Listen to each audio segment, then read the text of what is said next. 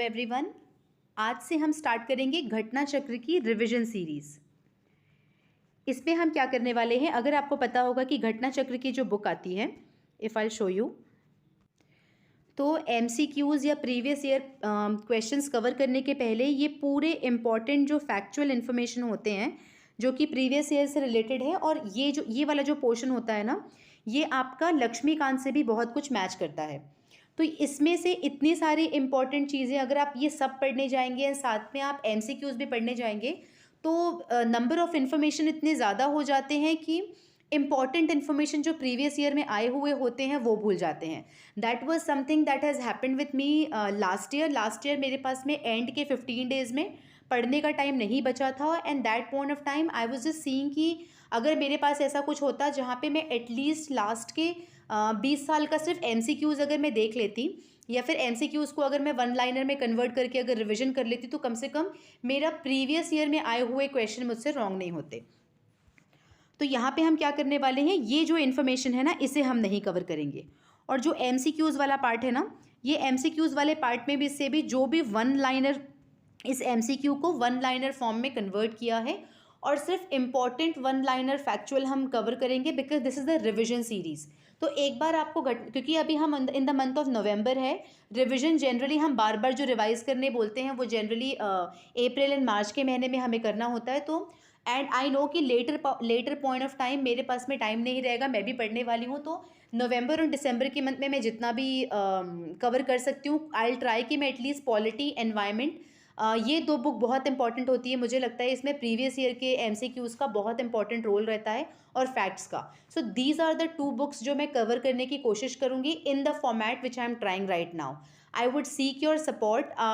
Generally मैंने देखा है मेरे वीडियोज़ पे मैं जनरली बोलती नहीं हूँ कि आप लोग व्यू करिए या फिर लाइक करिए, कमेंट करिए, but all I request you all is कि वीडियोज़ जब डाले जाते हैं, तो मैं ऐसे भी बहुत कम वीडियो डालती हूँ, मैं ऊपर नीचे की कोई बात नहीं करती हूँ। तो वीडियो जो होते हैं ना, वो आपके लिए पढ़ाई के लिए बहुत इंपॉर्टेंट होते हैं।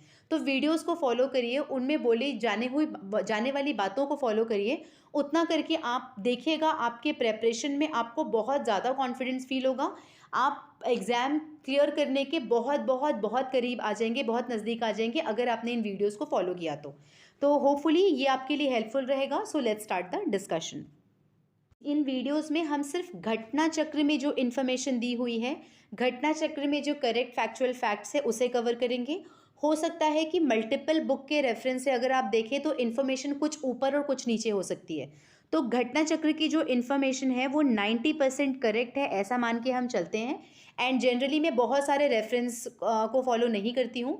मेरा ये मानना है कि अगर 150 क्वेश्चंस हमको आते हैं, तो हम नेट में अगर 110 का टारगेट रखें, और हम तो इफ़ विल टारगेट कि नेट में 110 क्वेश्चन करेक्ट हों, तब भी हम 20-30 रॉन्ग क्वेश्चन करना हम अफोर्ड कर सकते हैं। सो 100% करेक्ट इन्फॉर्मेशन के चक्कर में मैं 10 बुक नहीं, ना मैं पढ़ती हूँ, ना मैं किसी को पढ़ने बोलती हूँ।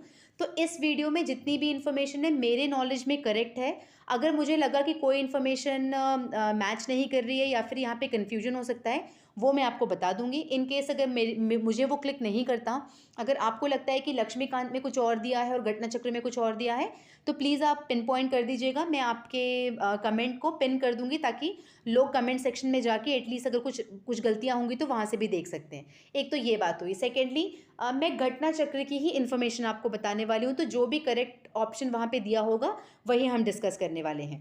सो because the video is for covering Ghatna Chakra and not to teach you any additional things, ठीक है।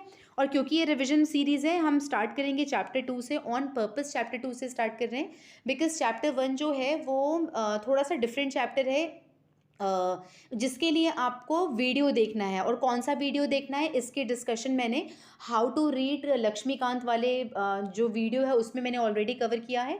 पहले वो वीडियोस को आप लोग देख लीजिए, और उसके बाद में एक बार पूरी घटना चक्र कवर हो जाएगी। तो चैप्टर नंबर 1 क्योंकि बहुत इंपॉर्टेंट है और बहुत सारे फैक्चुअल इन्फॉर्मेशन आते हैं, इसलिए उसको लास्ट में कवर करेंगे, सो दैट हमारी मेमोरी में वो इन्फॉर्मेशन फ्रेश रहे, ठीक है। Start with chapter number 2, constituent assembly, making of the constitution.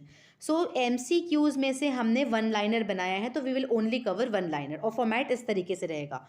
So the idea of preamble हमने कहाँ से लिया है? सो आइडिया ऑफ प्रियम्बल लिया गया है यूएसए के कॉन्स्टिट्यूशन से, यूनाइटेड स्टेट्स से हमने आइडिया लिया है प्रियम्बल का। और जो लैंग्वेज ऑफ प्रियम्बल है ये लिया गया है ऑस्ट्रेलिया से। सो आइडिया लिया गया है यूएसए से एंड जो लैंग्वेज लिया गया है वो ऑस्ट्रेलिया से लिया गया है। Concept of union of state in Indian constitution ये डिराइव किया हुआ है north American act. So north American act जब बनाया गया था ये बेसिकली ब्रिटिश गवर्नमेंट की तरफ से बनाया गया था when Britishers used to rule North America. तो ब्रिटिश नॉर्थ अमेरिकन एक्ट इसका नाम है टू बी वेरी प्रिसाइज, वहाँ से concept of union of state लिया गया है। उसके बाद में नेक्स्ट फैक्ट है कि जो इंडियन पॉलिटिकल सिस्टम है उसमें सुप्रीमेसी ऑफ द कॉन्स्टिट्यूशन है, ये तो हम सबको पता है। फिर जुडिशियल रिव्यू हमने कहाँ से अडॉप्ट किया है, यूनाइटेड स्टेट्स ऑफ अमेरिका से, यूएसए से। और जो फेडरल सिस्टम है वो कहाँ से इंस्पायर किया गया है, फेडरल सिस्टम कनाडा से किया गया है। फेडरल सिस्टम या फेडरलिज्म या फेडरेशन बोलते हैं, तो ये हमने कनाडा के पैटर्न से लिया है।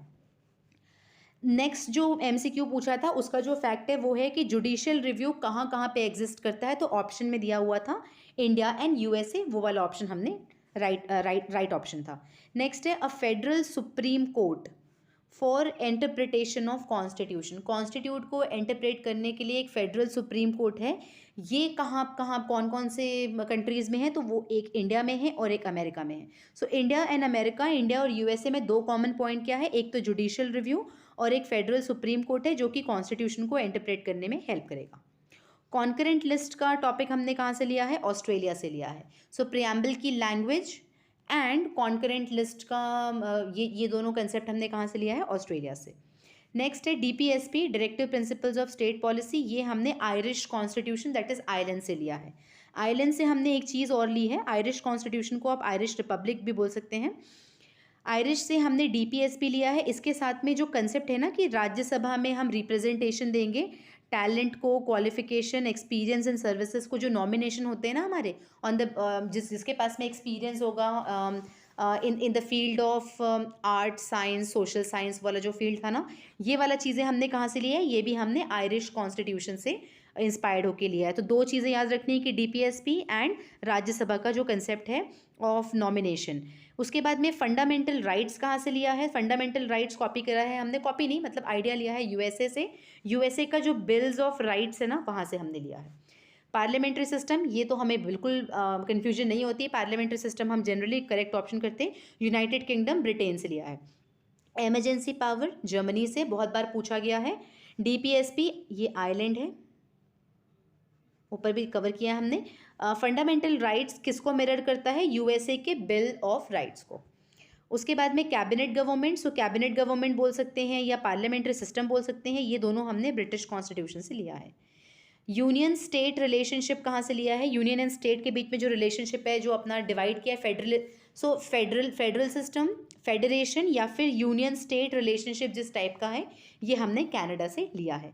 Rule of law again England या ब्रिटेन से, तो रूल ऑफ लॉ हो गया, पार्लियामेंट्री सिस्टम हो गया, कैबिनेट सिस्टम हो गया, ये हमने यूके से लिया है। प्रोसीजर स्टैब्लिश बाय लॉ हमने जापान से लिया है। तो यूनिक चीज़ें हमने क्या पढ़ी है कि इमरजेंसी प्रोविजन कहाँ से लिया हुआ है, हमने जर्मनी से, और जापान से हमने क्या लिया हुआ है, प्रोसीजर स्टैब्लिश बाय लॉ।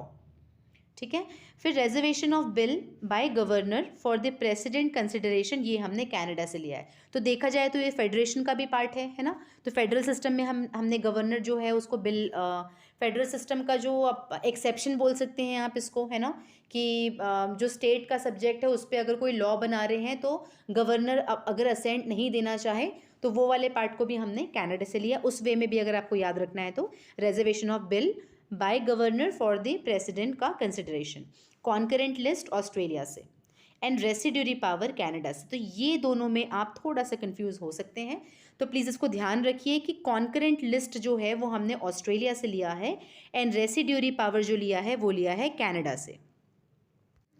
इसको याद करने के लिए मैं जनरली ऑसम कौन है ना, ऑसम कौन है अगर ऐसा पूछते हो तो ऑसकॉन लाइक दैट। एंड कनाडा का डी है, रेसिड्यूरी का डी। अगर इस तरीके से भी अगर आपको इन दोनों नाम में कन्फ्यूजन है तो रेसिड्यूरी एंड कनाडा में डी आता है, किसके मदद से आपको कनाडा याद आ जाएगा। तो जो बचा हुआ कॉन्करेंट लिस्ट तो वो हो जाएगा आपका ऑस्ट्रेलिया से। फिर नेक्स्ट आता है फंडामेंटल ड्यूटीज़, ये लिया है हमने रशिया से।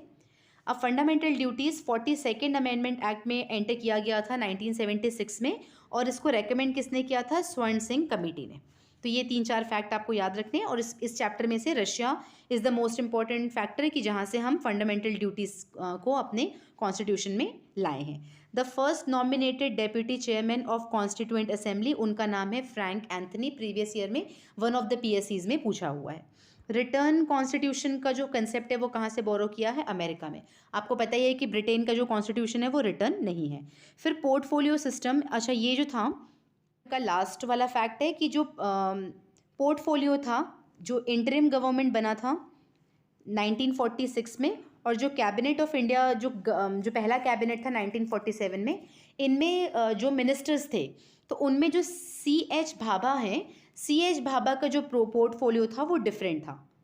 इंटरिम गवर्नमेंट में जो उनको पोर्टफोलियो मिला था उससे, और जो एक्चुअल में जो पहला गवर्नमेंट बना था उससे, पहले कैबिनेट में जो इनको पोर्टफोलियो मिला था, जो रोल मिला था वो डिफरेंट था। ये एक फैक्ट है। सो ये चैप्टर नंबर 2 खत्म हो गया। बहुत छोटा सा वीडियो है, तो इसलिए क्विक रिवीजन करने के लिए और मोस्ट इंपॉर्टेंट फैक्ट्स जो प्रीवियस ईयर में पूछा है, इसलिए मैंने ये रिवीजन वीडियो बनाया है कि कोई अगर एंड मोमेंट में, क्योंकि जैसे मेरे फैमिली में इमरजेंसी आई थी और मैं रिवीजन नहीं कर पाई थी, जिसके कारण बहुत कम मार्क्स से 3-4 क्वेश्चन से ही रह गए होंगी लास्ट वाला, बट कोई बात नहीं। बट ऐसा किसी के साथ ना हो, तो कम से कम मोस्ट इंपॉर्टेंट फैक्टर अगर किसी को क्विक तरीके से अगर आपको रिवीजन करना हो तो बहुत छोटे छोटे वीडियो बनेंगे, और कोशिश करूँगी कि as short as possible, because इस वीडियो में थोड़ा सा क्लैरिफिकेशन देना था, तो स्टार्टिंग के 2 मिनट और अभी एंड का 2 मिनट लग गया। नेक्स्ट वीडियो में कोई इंट्रोडक्शन कुछ भी नहीं, लगातार लाइन से सिर्फ फैक्ट्स बोलूँगी और वीडियो को फिनिश कर दूंगी। तो आप चाहें तो 2-3 बार इस वीडियो को रिवाइज करेंगे तो एटलीस्ट मोस्ट इंपॉर्टेंट फैक्ट्स आपको याद हो जाएंगे। उसके बाद जो बचे हुए होंगे वो अपने नोट्स में देख के आप देख लीजिएगा। I hope this is helpful. अगर कुछ इम्प्रूवमेंट करना होगा, कुछ और ऐड करना होगा, तो कमेंट सेक्शन में लिख दीजिए। If possible I will incorporate those suggestions in the next videos. Thank you.